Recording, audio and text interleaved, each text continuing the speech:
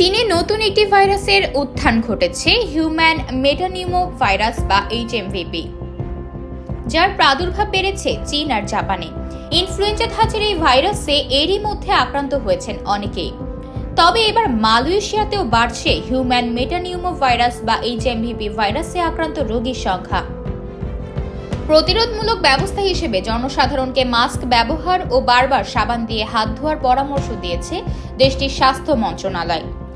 বিশেষজ্ঞরা বলছেন 2025 সালে আবার করোনার মতো নতুন কোনো মহামারীর উদ্ভব হতে পারে।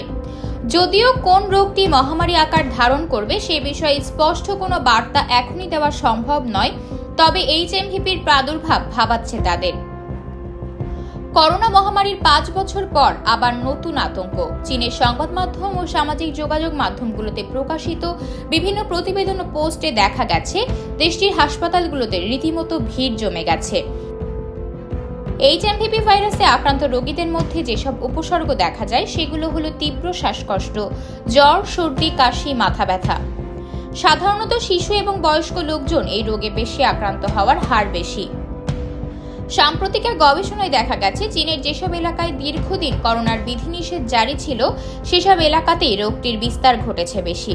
বিশেষজ্ঞরা বলছেন দীর্ঘ লকডাউনের কারণে করোনা ও অন্যান্য ভাইরাসের ছড়িয়ে পড়ার হার নিয়ন্ত্রণ করা গেছে ঠিকই, কিন্তু অন্যদিকে এটি মানুষের স্বাভাবিক রোগ প্রতিরোধ ক্ষমতায় নেতিবাচক প্রভাব ফেলেছে।